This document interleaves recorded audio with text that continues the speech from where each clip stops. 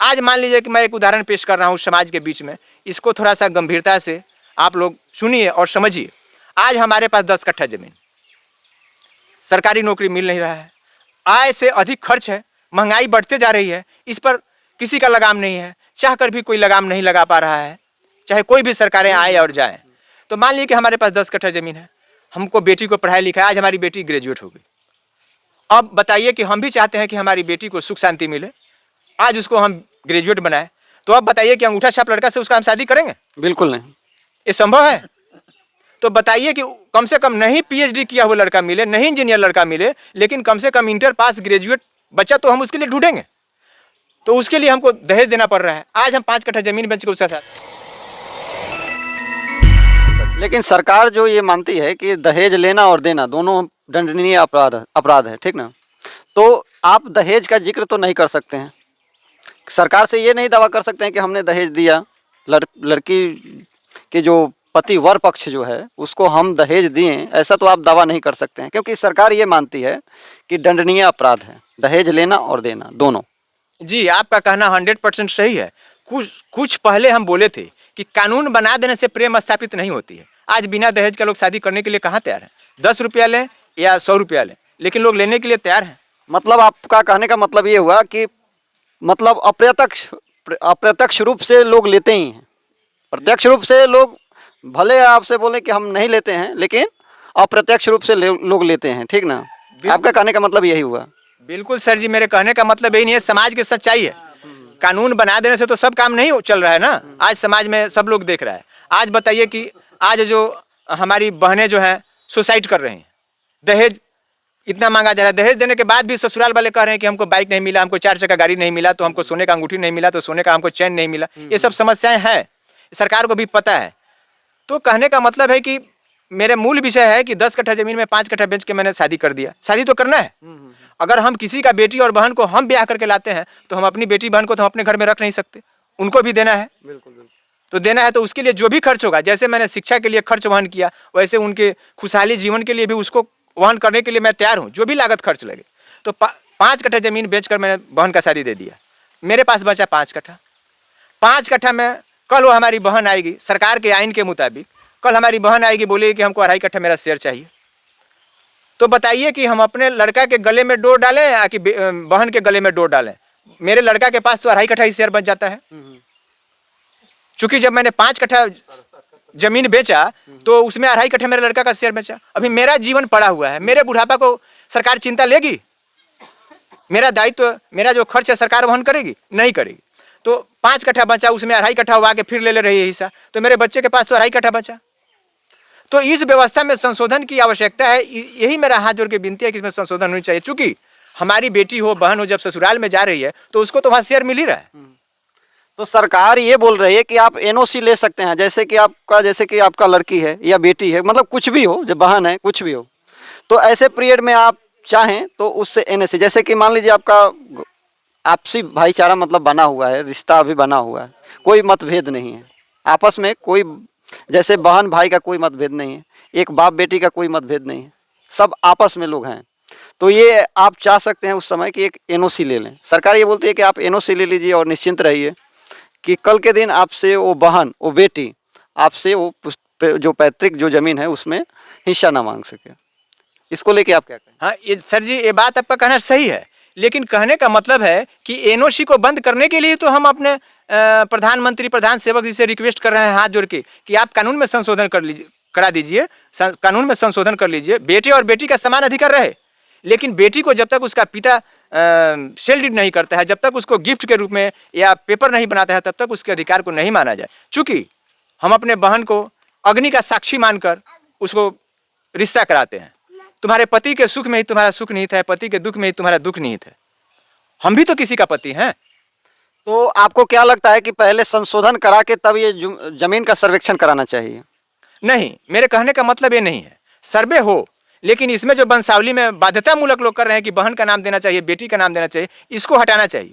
जैसे अभी सरकार के ऊपर जब प्रेशर पड़ी, दबाव पड़ा, तो वंशावली, अभी हम लोग वंशावली फॉर्म खरीद के रखे हुए हैं, कोर्ट से एफिडेविट लेना है। अभी देखिए आम सभा की मीटिंग हुई हमारे यहाँ, तो वहाँ पर देखे कि कानूनी वैधता में जब हमारे सरपंच साहब घिरते नजर आए तो सरपंच साहब माइक लेकर उन्होंने स्पष्ट शब्दों में कहा कि शपथ पत्र कोर्ट से जब तक आप लोग बनवा कर नहीं लाते हैं तब तक हम वंशावली पर साइन नहीं करेंगे। कि कोर्ट से शपथ पत्र आप लोग गलत लिखिए, सही लिखिए, गलत वंशावली बनवाइए, सही वंशावली बनवाइए, लेकिन कोर्ट से शपथ पत्र के आधार पर ही हम वंशावली बनाएंगे और इशू करेंगे। उन्होंने कहा कि अगर गलत आप मैसेज देते हैं तो जेल आप जाएंगे, हम लोग क्यों जाएंगे, जेल जाएंगे। तो उन्होंने अपना पल्ला झाड़ लिया। तो कहने का मतलब कि इसमें भी कुछ त्रुटियां नजर आ रही हैं, इसमें कुछ भ्रष्ट व्यवस्था हमको नजर आ रही है। तो सरकार तो हमारे व्यवस्थापक हैं, वहीं से वो स्विच बटन दबा दें, सारी समस्या हल हो जाएगी। और भी लोग हैं यहाँ पे, उनसे भी हम जानने का प्रयास करेंगे। यहाँ पर थोड़ा सा एक बात कहना चाहेंगे कि देखिए 2012-13 में जो हम लोग दाखिल खारिज कराए, ये सरकार कर्मचारी रखे हुए हैं प्रखंड या अंचल में बैठकर एसी और पंखा का हवा खाने के लिए, आके उस जमीन को रजिस्टर 2 में ऑनलाइन चढ़ाने के लिए। तो आज तक चढ़ा भी नहीं है। जिसका हम लोग चढ़ाने के लिए बोल रहे हैं तो बोल रहे हैं कि पैसा दीजिए, चढ़ेगा, जरूर चढ़ेगा, हम लोग हैं किस लिए। तो भाई इतना दिन से क्यों नहीं चढ़ा। जब पहले ये डिमांड करते थे पैसे का, अभी तो सर्वेक्षण के लिए तो पूरा डिमांड करेंगे कि कुछ पैसा चाहिए ही चाहिए। बिल्कुल 100%। ये पूरे बिहार की जनता बोल रही है। किसी भी प्रखंड में, किसी भी अंचल में कोई एक आदमी से सरकार कहवा दे कि नहीं हमारे अंचल के जितने भी स्टाफ है वो पैसा नहीं मांग रहे हैं। तो मैं हाथ जोड़ के पुनः एक बार रिक्वेस्ट करता हूं कि कम से कम सर्वेयर लोग जो आए वो सही तहकीकात करके, सही दरियाफ्त करके पैसे का डिमांड नहीं करें प्लीज़। ये हम लोगों की कमाई हुई संपत्ति नहीं है, ये हमारे पूर्वजों की कमाई हुई संपत्ति है, उनके खून पसीने की कमाई है, जिसको हम लोग जुगा रहे हैं, बचा रहे हैं कि आने वाले पीढ़ी को भी कुछ मिले। आज देखिए कोरोना काल में मैंने देखा कि जितने भी हमारे दूसरे राज्य में रहने वाले लोग थे वो लोग प्रदेश में चले आए, अपने घरों में चले आए। आज एक बिहार एक ऐसा राज्य है कि रहने के लिए एक रूम नहीं है, झोपड़ी बनाने के लिए जगह नहीं है, जमीन नहीं है। आज जब मान लीजिए कि हम अपने बेटी बहनों को ही जमीन देते रहेंगे तो हमारे बच्चे कहाँ जाएंगे। एक तो जमीन कोई ज़्यादा नहीं है, सीमित जमीन है, थोड़ा बहुत है जो भी है जीविका चलाने के लिए। और उसी जमीन को अगर कोई कल के दिन बहन बेटी दावा करने लगे कि मुझे ये चाहिए हिस्सा, उसमें भी, तो फिर आदमी कैसे आगे जीवन जिएगा, कैसे क्या करेगा। बिहार के मुखिया को क्या हमारे क्षेत्रफल के विषय में जानकारी नहीं है कि कितना हेक्टेयर अब कितना वर्ग मील में हमारा बिहार प्रदेश है। ये कौन नहीं जानता है, सभी लोग जानते हैं। लेकिन ठीक है, वो लोग समझदार हैं, बुद्धिजीवी हैं, पॉलिटिशियन हैं, अपने परिवार को संभाल लेते हैं। लेकिन हमारे गरीब वर्ग में, हमारे गरीब परिवार में जिनमें शिक्षा का अभाव है, उनकी बच्चे तो नहीं समझ रहे हैं, चाहे वो लड़के हों या लड़की हों, वो तो नहीं समझ रहे हैं। जो लोग समझ रहे हैं उनकी बहनें, उनकी बेटियां, उनके भाई, उनके पुत्र प्रतिष्ठित परिवार में उनकी गिनती होती है, समाज में उनका शोहरत है, समाज में उनका दबदबा है, वो लोग अच्छे परिवार में गिनती होती है। लेकिन सब लोग तो समान नहीं है, समान ज्ञान भी नहीं है। तो इसलिए हम सरकार से गुजारिश करते हैं कि उस कानून में संशोधन करते हुए आप सभी को समान जीने का मौका दें। नहीं तो कल तो ये बात स्वाभाविक है, 100% गारंटी के साथ मैं बोलता हूँ कि बेटी जन्म देना लोग बंद कर देंगे, बेटियों को पढ़ाना बंद कर देंगे। आखिर हम बेटियों के पीछे उतना खर्चा करेंगे क्यों। आज हमारी बेटियां, हमारी बहनें बीपीएससी का एग्जाम में बैठने की योग्यता है तब ना बैठ रही है। बिल्कुल बिल्कुल, आप उस लायक बनाए हैं बेटी को, तभी तो आज बीपीएससी यूपीएससी जो भी है निकाल रही है, कर रही है।